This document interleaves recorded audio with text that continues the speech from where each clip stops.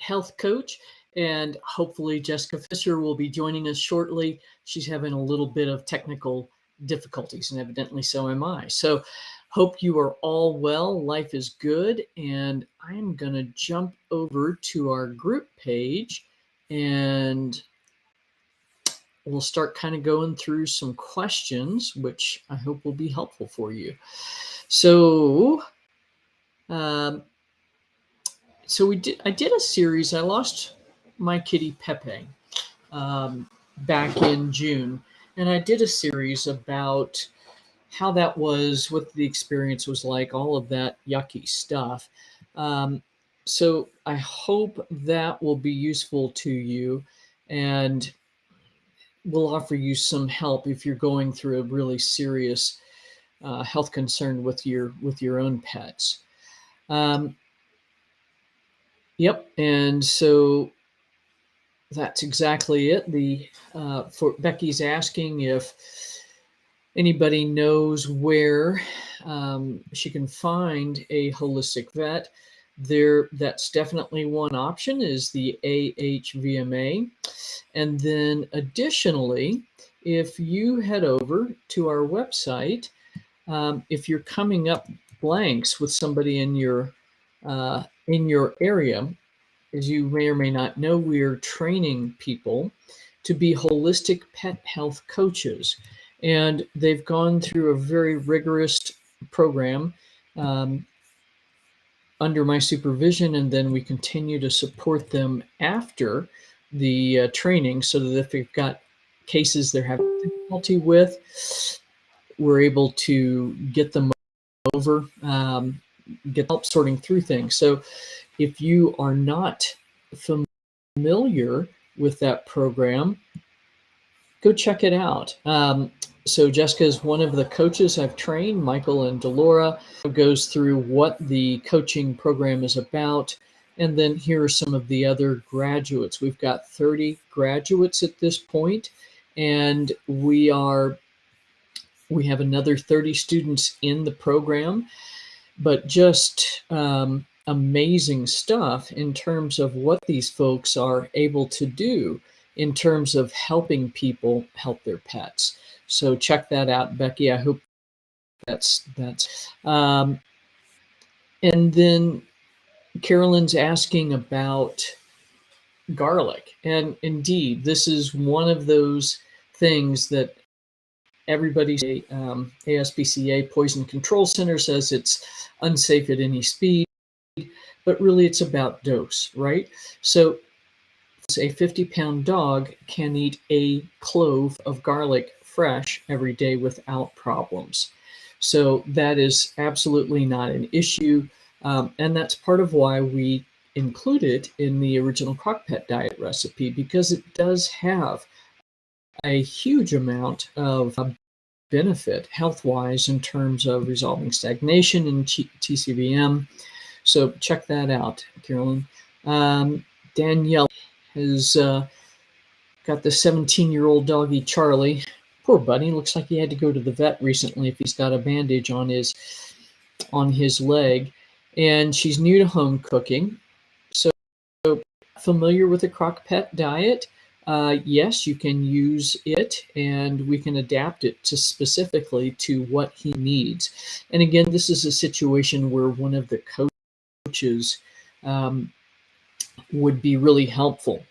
And in terms of holistic total body support, even though he has Cushing's and chronically elevated liver enzymes, pancreatitis, kidney disease, and the liver enzymes go hand in hand with the Cushing's disease, adrenal glands would be a great nutrient to add in, because this is going to help support adrenal function.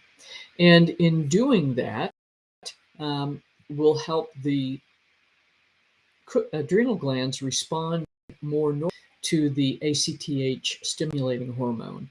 And so we've been able to use this along with liver support and that diet to help these guys need less in terms of medication. And in some situations, we are catching it early. We can actually get them off of medication or prevent them from going on meds at all. So Maggie's absolutely right. Heal, CBD, dog health, CBD oil has been awesome. And then Lisa, we've been able to modify the crock pet diet for dogs with pancreatitis. So the deal with pancreatitis is that they will not always need a low-fat diet, but they will need a lower fat diet than they've had in the past. So again, the coaches can help you with that. Daniela, yeah, we have a protocol put together based on the Tippins protocol to support pets with cancer. So that's been working really well. And then, yes, with artemisinin, that's another part of our cancer protocol. So if you reach out to my support staff at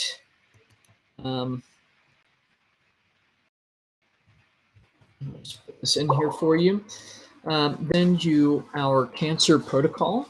And what they will be able to do is give you some specific supplement recommendations along with dosing. So check that out. Let's see here. So it sounds like you've got some crazy stuff going on, Daniel. I hope we can get you some help. Yeah. So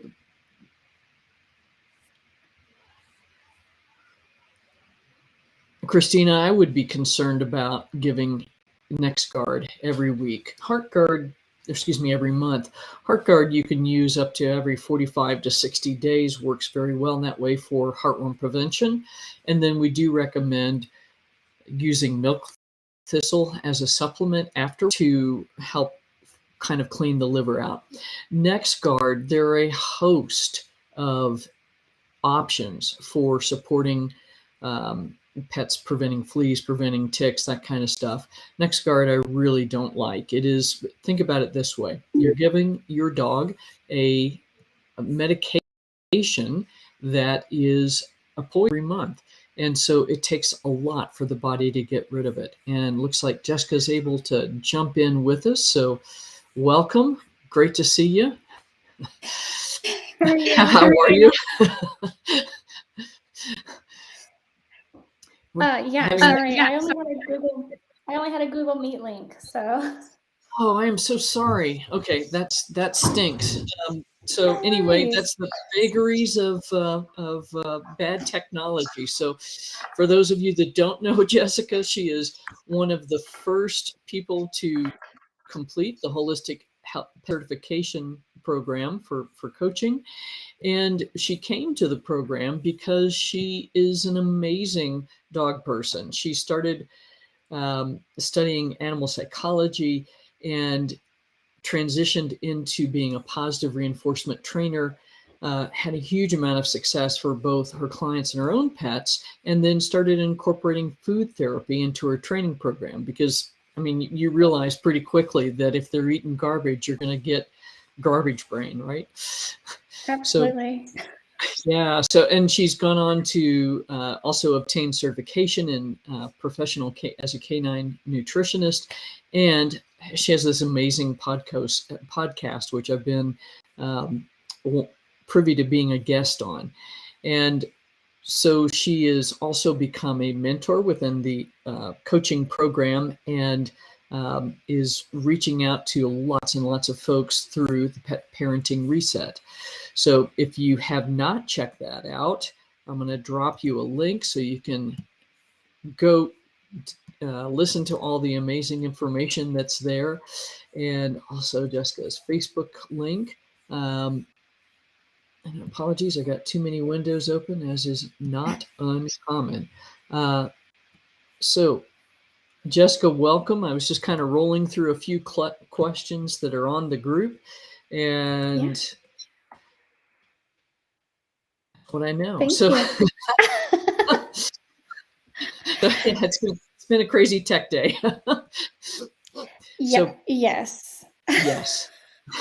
So let's see. Let's jump back into the group, and we'll kind of keep rolling through there, doing some questions. So I was just answering Christina's question about Nexgard. So What's been your experience with these two medications, HeartGard and Nexgard, with pups?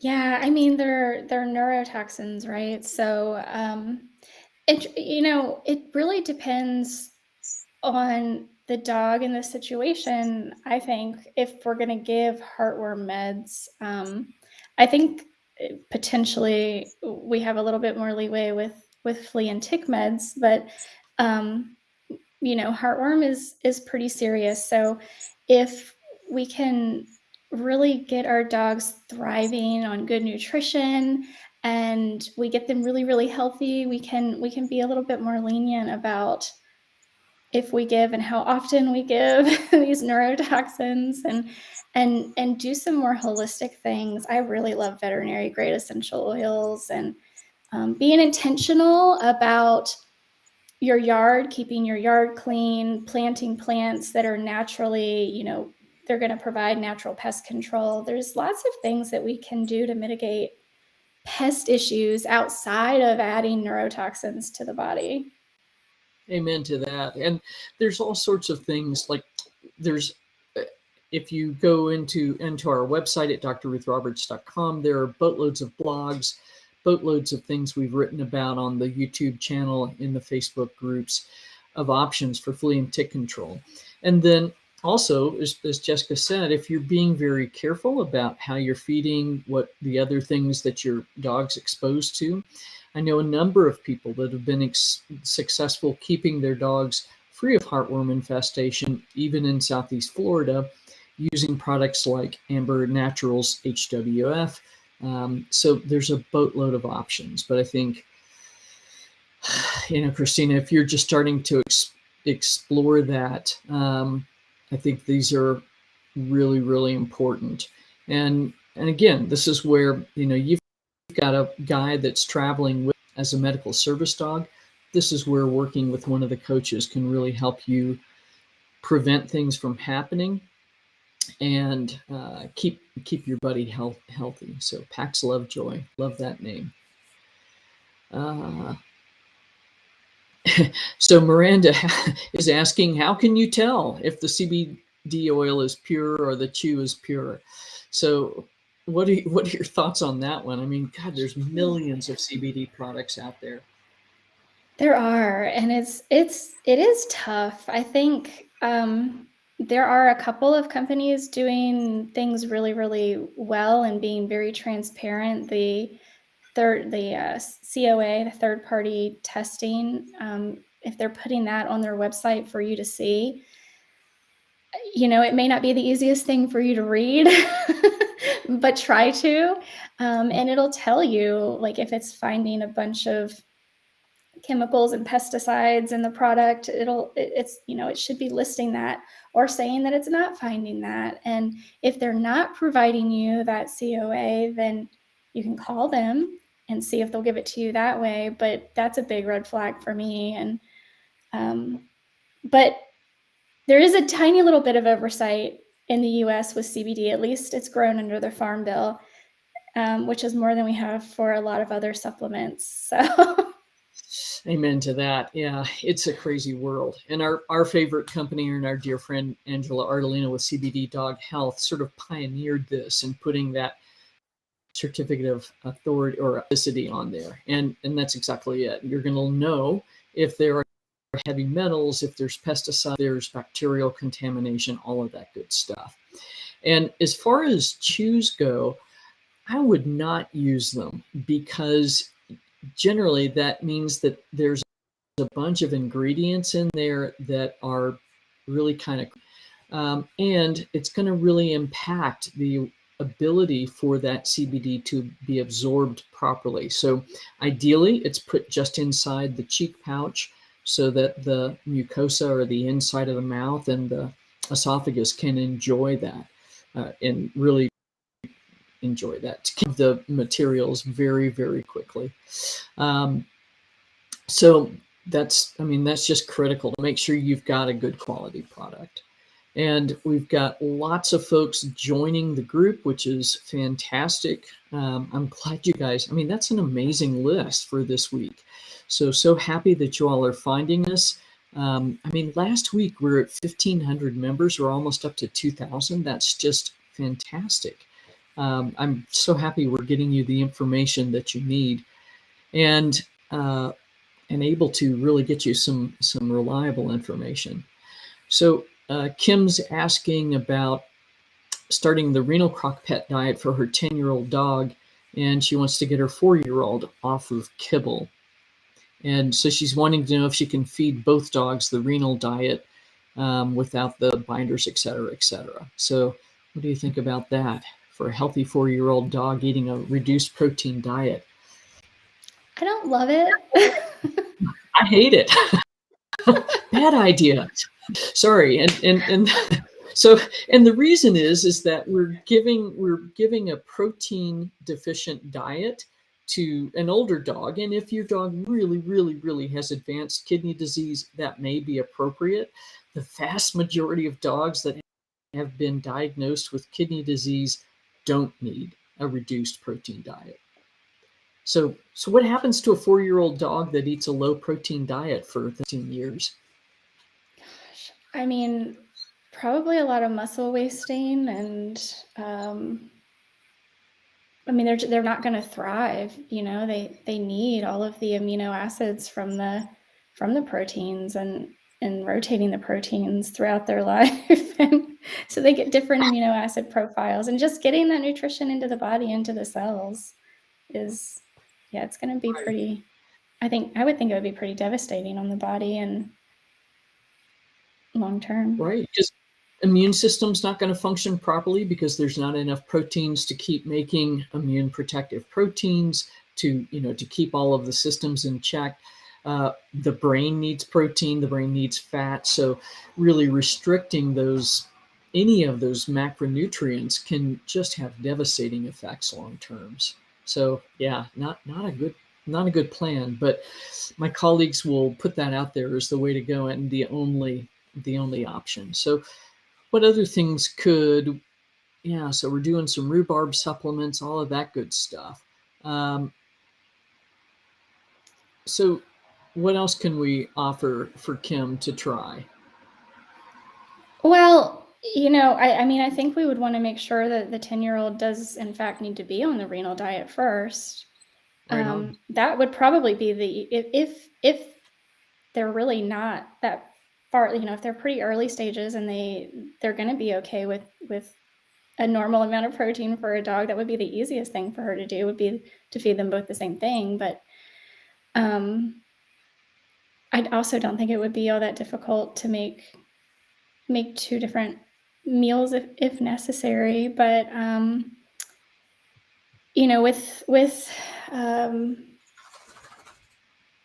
mean, we always want to make sure we're getting plenty of moisture in the diet. So doing the crock pot diet is good for that. And I mean, there's so many things with a renal dog that I think are very specific. I never like to just like blanket recommend. I want to see what really is going on with an individual dog.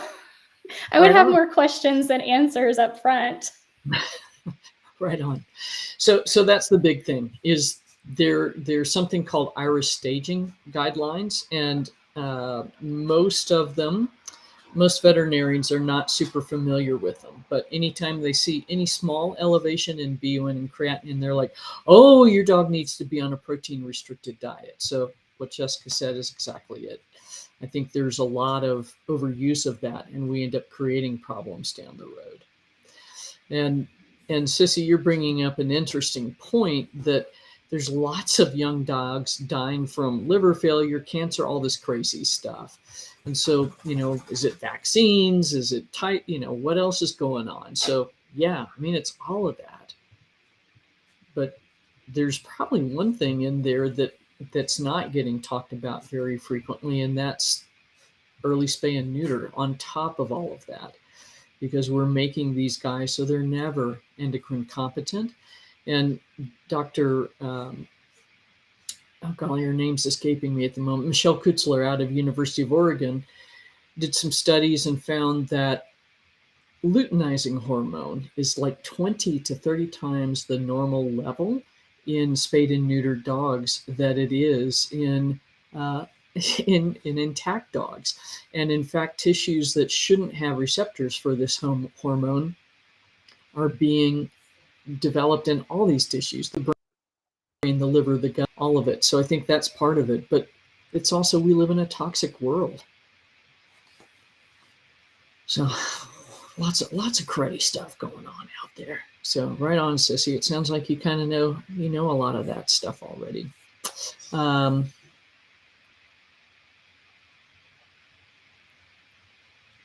So Kimberly, her dog Lily's got an appointment with a holistic vet, but not for another 2 weeks.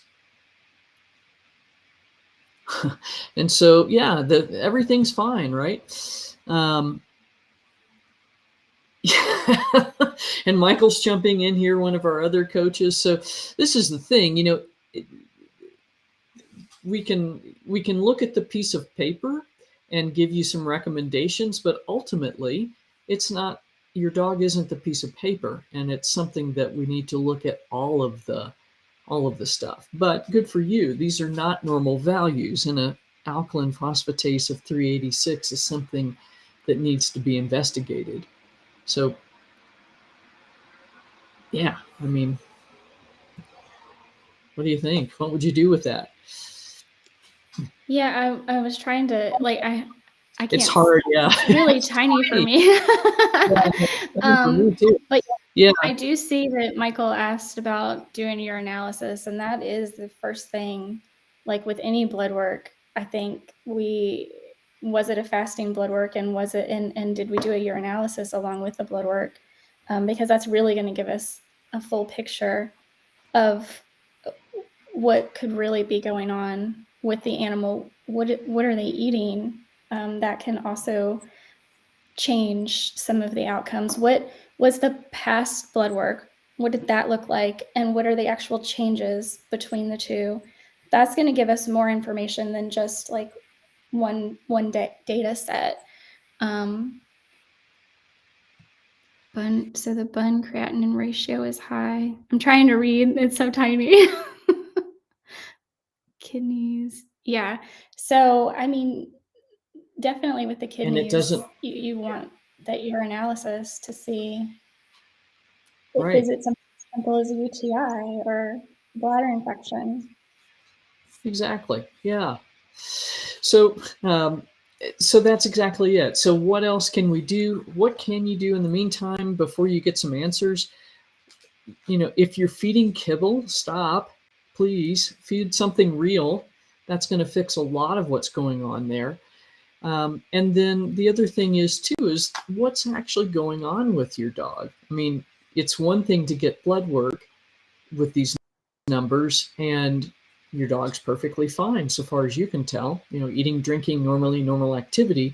And it's another to get these blood results. Come here, Hayo. But has actually been vomiting for, off and on for 3 weeks. So that's why it's so hard for us to answer some of these questions. But again, if you've got to wait 2 weeks to get to a holistic vet, you've had 2 of my coaches in there answering questions. You've got Jessica trying. So again, if you haven't yet, go check out this page and work with one of the folks that have been trained to help you understand what all those numbers mean, and more importantly, help you get a plan together to get your dog well. So, I mean, I can't say that frequently enough. There are other options out there other than waiting to get to a vet in a couple of weeks, but that is just so tough.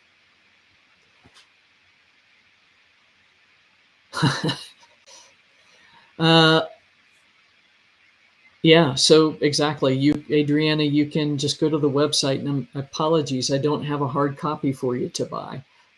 So if you've got the ability to download the ebook onto something, I think that'll get you started. Eventually, we'll get this thing published into a hard copy, but for now, that's where it all lives, is in the cloud. And Paula, thanks for introducing yourself. And Bella, so sorry to hear she's having seizures. That really stinks.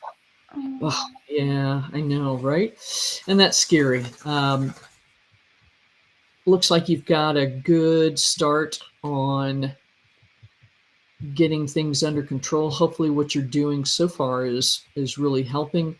Great, you've got CBD oil, lion's mane, all that good stuff.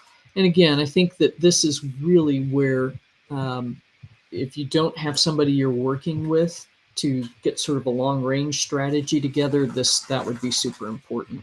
It's always scary. Seizures are scary regardless of the age of the pet, but especially for older dogs, that really is not fun.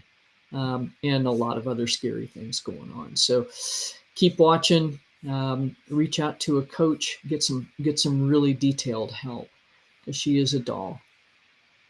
And Marcella, great to meet you. Love these guys on the beach. Looks like they are having a grand time. And Brandy, got a 12-week-old Texas healer.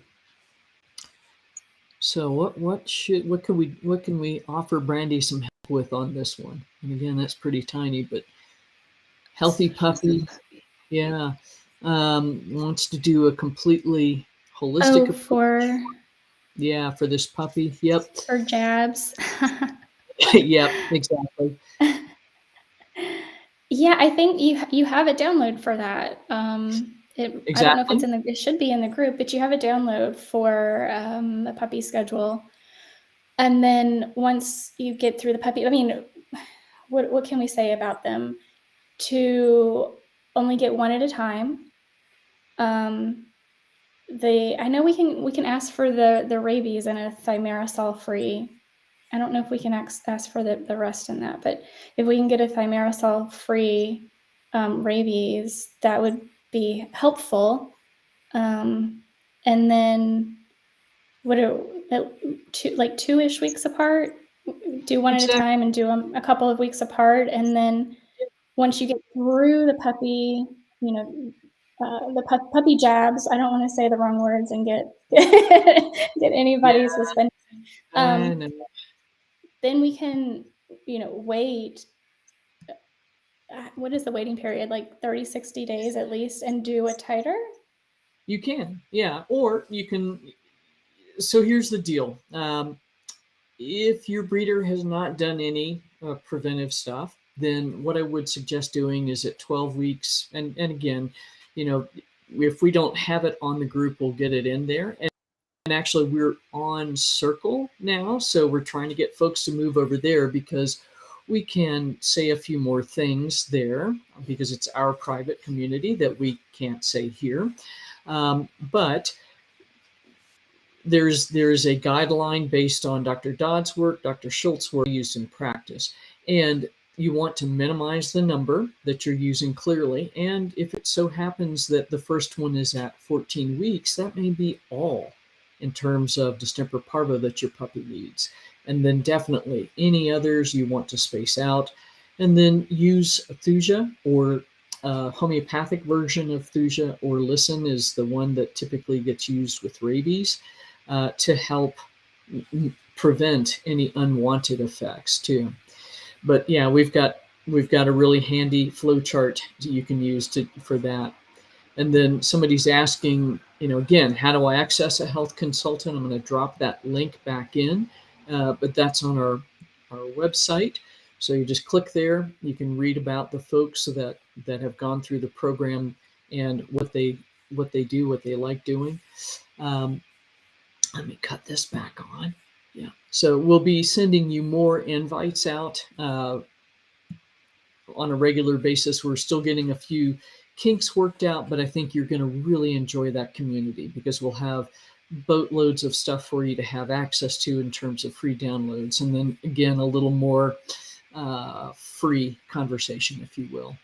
And golly, I'm so astonished how quickly this group is growing. That is just amazing. So welcome all of you. Glad that you're here with us.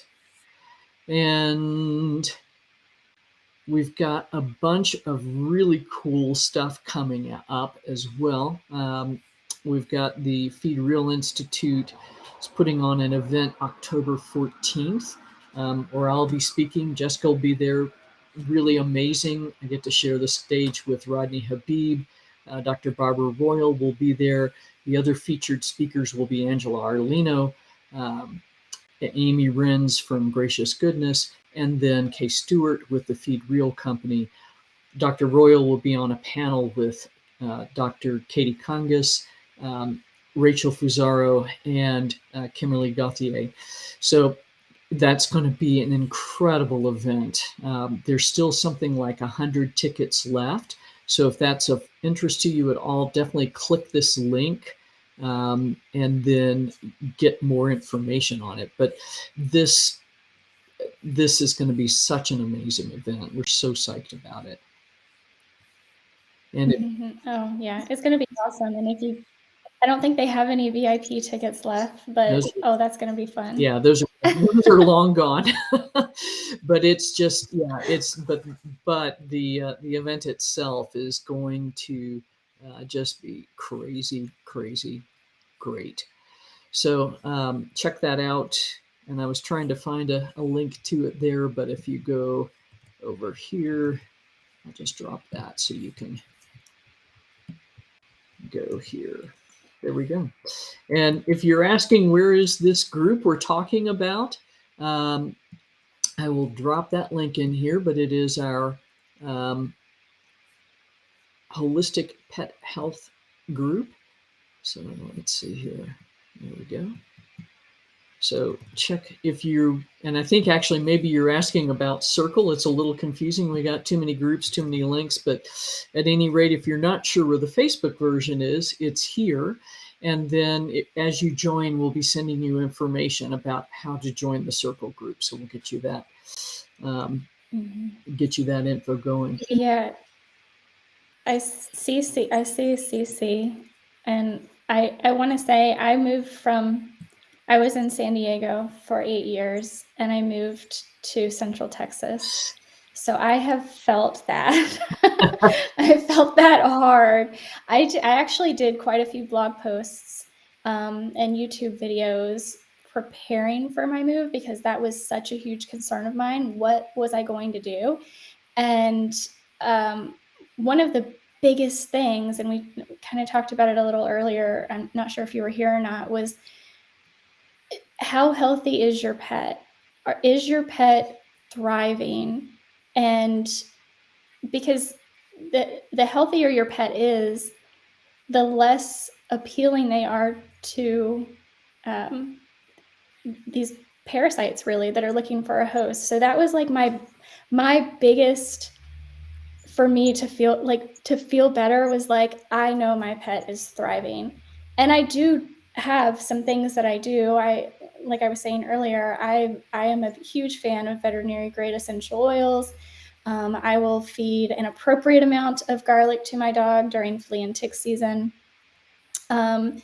And outside of that, like I may treat the exterior of my home with natural pest control, like a Wondercide or a Cedarcide or something like that, and keeping my yard clean, planting plants with intention that are natural pest control. So there's a lot of different things that I do. And you were talking earlier, Dr. Ruth, about Amber Naturals, HWF, I think it is, and then the Amber collars. So yeah, I mean, there are plenty of natural things we can do, but for me, the foundation is always nutrition, is always how healthy is the animal, because that's going to tell you what direction you need to go. Exactly. And that's it. How well can the immune system handle things that are foreign? And there you go. So those are all great options. Again, there's boatloads of options out there in terms of repellency, essential oils, Wondercide. There's zero bug zone collars, the Amber Natural collars. Those all help to keep the bugs off. And that's a great place to start. And then it just depends on, as Jessica said, how healthy is your pet? And then what if your pet's not so great, then what can you do to minimize the amount of other potential, drug medications to keep things under control? So right on. So if your baby is really healthy, barfing, and if for those of you that don't know, is frozen raw food or biologically appropriate, or I don't know, they keep changing the name of it. But that's it. Yeah. Using whole food is critical to make sure that your pet is staying healthy. Otherwise, you've got to start at the foundations. I mean, it just is absolutely necessary. So let's see. Oh, we've got a few more in here. Oh, wow. Okay. I messed up. Let's see. Let me get back down to where we were. A little info about CBD. And again, with some of the videos about Pepe and sort of our experience of going through cancer with Pep as on your side of the table, so to speak. So Tiffany, you were looking for organic puppy food. There you go. You can make it all by yourself. So I teach home cooking because of the traditional Chinese veterinary medicine, but you ultimately have to find what's right for your dog. Maybe that's going to be crock-pot diet, maybe it'll be raw, but I think if you start with home cooking, that's a great place just because it's easy to digest and puppies tend to adapt to it really well. Have you had a bunch of pups that you've kind of grown up with home cooking, Jessica? Or it's unusual to see puppies. No. Yeah, I haven't. I did not grow up with home cooking. I grew up with kibble. But it's how I started, was with adding home cooked foods to my dog's kibble and not knowing what I was doing. And I actually did a reel about this the other day. I went to my vet with all of the food I was feeding and I said, I know this isn't balanced, but this is what I want to do. Help me balance it. And he couldn't help me. And it turned my world upside down. You're like, well, you're supposed to be the nutrition expert. Yeah. Well, the pet expert, at least, right? And I didn't know there was a differentiation. Yeah. It's heartbreaking because literally, and I think they finally stopped doing this, but on my nutrition textbook in 1990, it was given to us. And guess who published it? Hills. Hills, yeah. So I think they finally had to pull that off the book with the advent of the sunshine laws, but they're still writing it basically. So what's really interesting though is that Christy Green, one of our colleagues, raises Labradors for emotional support dogs in school districts. And so she said the last 2 litters she fed mom's crock-pot diet. She started feeding the puppies crock-pot diet as they were old enough to get weaned. And she said the difference in these puppies compared to previous litters has been just incredible. She said their weight consistency is equal. She's had far fewer issues with the occasional diarrhea outbreak, cruddy eyes, sneezing, coughing, all of that stuff. So what she saw was that those puppies stayed healthy and just thrived and really grew much more efficiently. So I think that's as profound a comment as I can think of. And Cece, are heartworm meds a must? And again, I think that's something that you need to do some research on and decide for yourself. And again, this is where a coach that's got some experience can help you work through that. So many people are able to get away without using heartworm prevention, even in Central Florida. And for some of us, it's a little scary. So again, even the American Heartworm Society is saying you can give the regular preventives every 45 to 60 days. So that minimizes the amount you got to use, but it's something you really need to do the research on. And I keep going back to the barfing comment. So that's the big thing. do your research, get help from folks that you trust. And I think that will help you make that decision better. Let's see. And Crystal, welcome. Yep. Unfortunately, your experience is not uncommon. Yeah, so I mean, it's like we're on a theme, right? Because the fleas are going nuts again in the southeast because it's starting to cool up a little bit. So controlling fleas in the environment with natural means, controlling it in the house, and then using things on the dogs that will help keep them comfortable. Poor sweetie. And this is where Yes, and what is go for it. Yeah. that oh gosh, what is it called?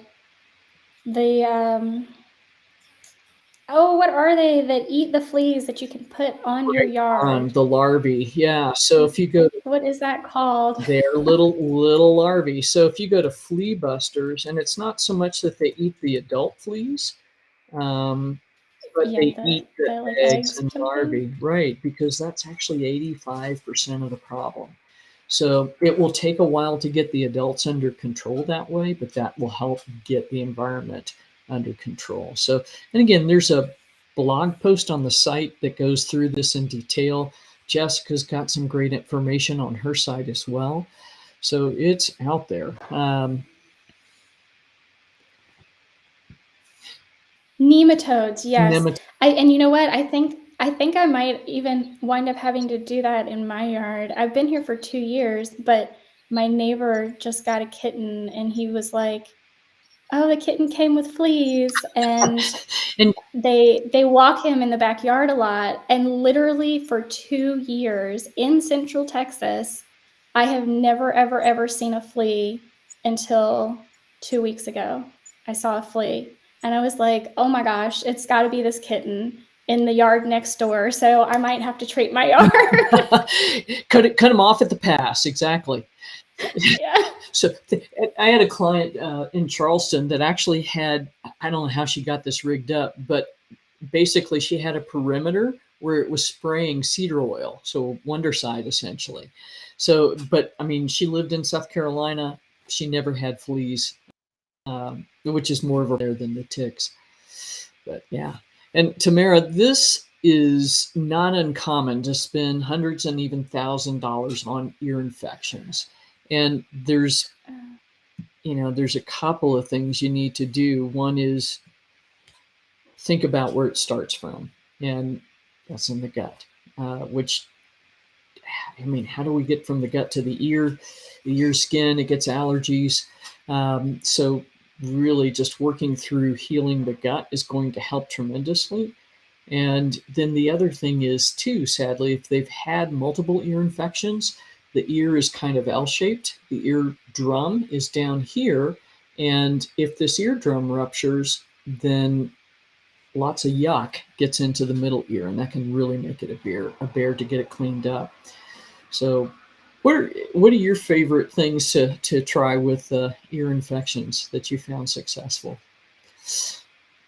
Oh, well, one of the things you talk about in the health coaching certification is to make sure that the clients are finishing whatever meds that the veterinarian is prescribing, just for what you just said right there, because of the shape of the ear, that you as the pet parent may see the redness go away, but that's only on the top part, in the top part of the ear, and it may still be very infected in the bottom part of the ear. So that's one of the first things, like if you are going the pharmaceutical route, to make sure you finish that course of what was prescribed, because otherwise it is just going to keep coming back and keep coming back and keep coming back.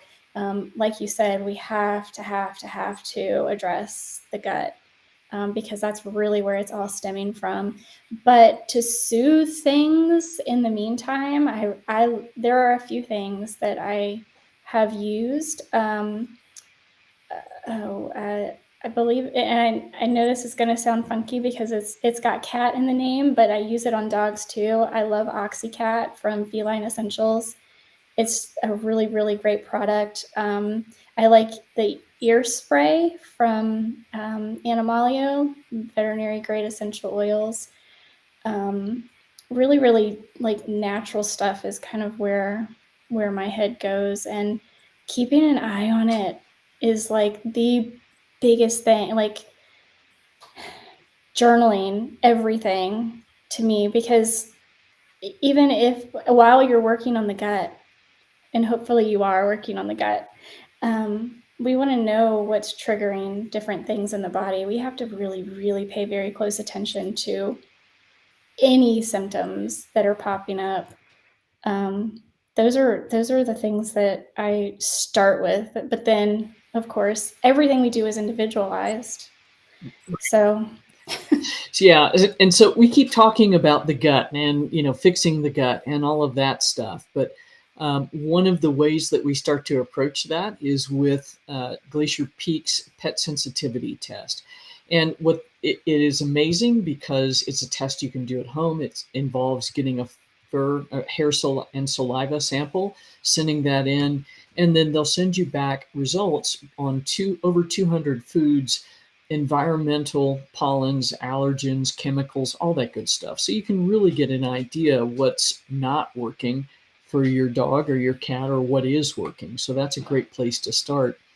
And then the other thing that works super well for ear infections and a lot of other things are pulsed electromagnetic frequencies devices. And so we've been using a company called Assisi. They make a loop that is really swell because you can kind of put it wherever you need it. But so we've been using these. Here's one here that you can take a look at. But these are great because you can put this exactly where it needs to go. So if your dog's got a terrible ear infection, you can put it right over the head, right around the ear itself. And then the other device that we're going to start carrying is one made by PetSpimp. And I like this company because the devices are more powerful. They are, these pads are super easy to use if the dog is laying down on them. It's, super great. And really, that makes it easy. I don't think I shared that. That would help. So this device is awesome. We're going to start carrying that in the store. This is what we've used in the past, the Assisi loops. And that brings us to the next question of, what do I do as an alternative to Carprovet or Carprofen, which is a non-steroidal anti-inflammatory for a 13-year-old lab? And honestly, that's where these devices are fantastic, because this is maybe $430 or something like that. And it's super powerful. All your dog has to do is lay on it. What we do for Hayo is on her spot on the sofa, wherever we are, that's where the pad goes, and she's got her little Lammy on top of it, and she really likes getting up on that pad. So that's one set of options. And then what else would you suggest for trying to get these guys off of NSAIDs? Full spectrum hemp extract would be my first thought. Right on.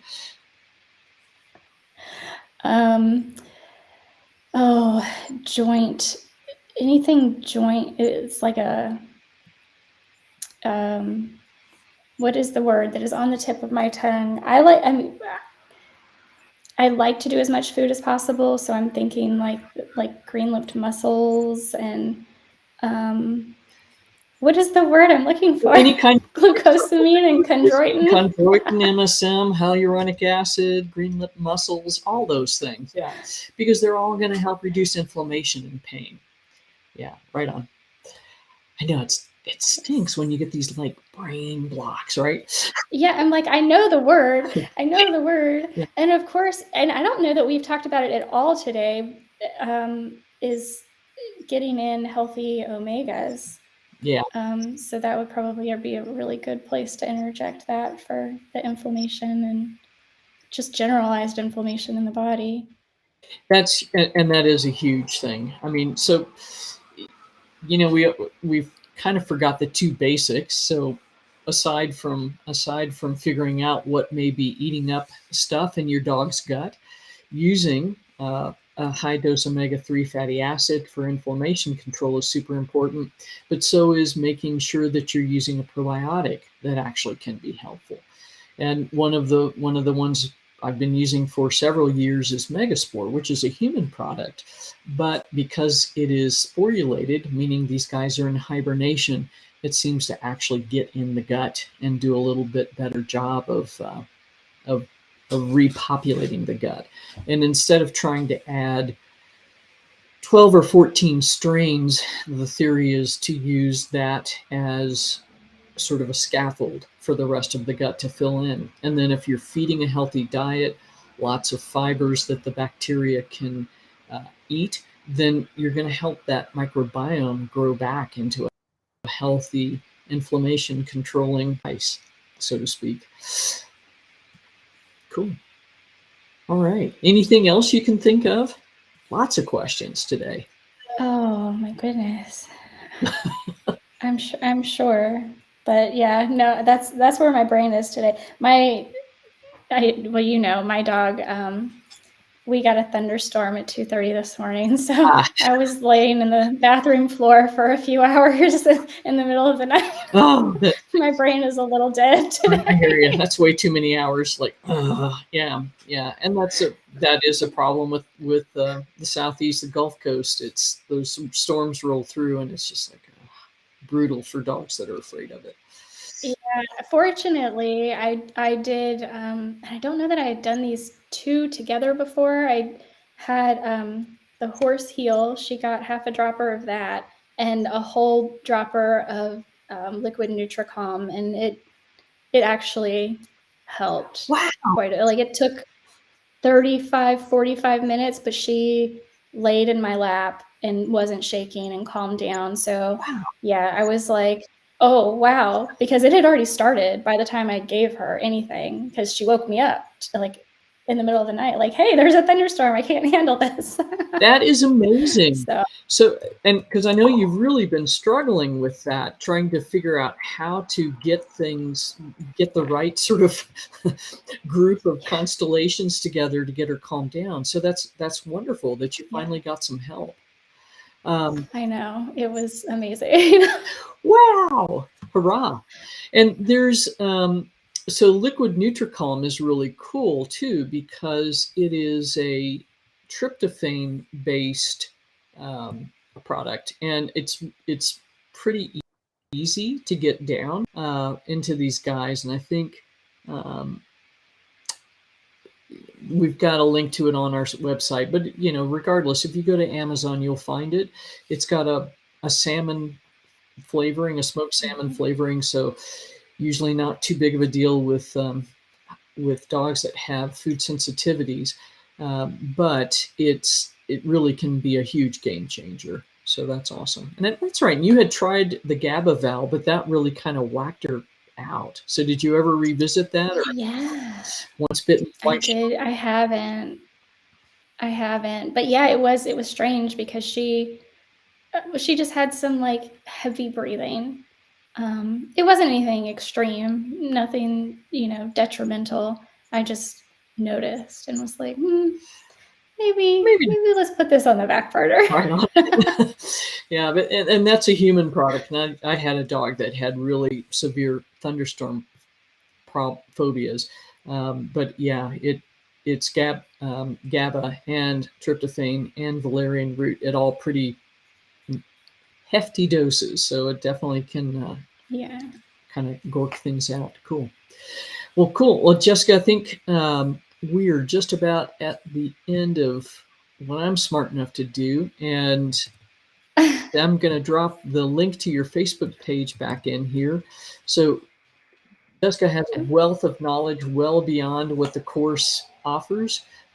She is one of our brightest students. That's part of why she became a mentor as well, because she'd be able to offer guidance to students that are like, what do I do first? So reach out to her. She can help you with her pet. And then lastly, if you are at all interested in learning how to be a holistic pet health coach, I'm never smart enough to get the links pulled down fast enough. Head over to, if I can get it in here, to holisticpethealthcoach.com. Check out the video that's there. Holistic. I'm slow on the draw. At any rate, reach out. I'm just going to put the one I know for sure. How about that? Do this. Where is it? Yeah, it's a wonderful program for anyone who really wants to take things to the next level and learn how to help other people, because that's really what it's. I mean, we say, I want to help pets, and that's what we do. But in doing so, we help people, and so right on. And that's pretty important. It is very important because I mean, it's just what you guys are trying to do for your own pets. It is a struggle to find information that's not totally based in just selling you something. So we're trying to give you options so that you can have a partner to work through this, to work through these issues. And ultimately, if this is something you're interested in, what you can do to support people in your own community is massive, because it's just insane. There's something like 90 million dogs, 60 million cats in the US. There are 76,000 small animal veterinarians. They're like crazy busy. I'm glad I'm not in clinical practice right now, but they often don't have the answers that you're looking for. So like Jessica was saying, she went to the vet early on in her figuring things out career. It's like, help me with this food. And the vet's like, ugh. But that's the problem, is that they've got 6 minutes to talk to you. Yeah. And Sissy, it's like this came from the human side. We in veterinary medicine got seduced by the big dollar signs and being efficient and having a 6 and 7 and 10 minute appointment. And you can't support anybody in that length of time. So it's just, it is such a brutal thing. But this is a way to really help people one-to-one and have the patience and the calmness and the guidance to get them through figuring out a really complex set of issues. So that's what I know. Absolutely. Thank you so much for jumping on. Sorry. And thank you. It is easier. All right. Yes, I appreciate it. And thank you all for all of your questions and for letting us help you with them. Right on. Right on. So keep it coming. We'll get you info on Joining Circle, and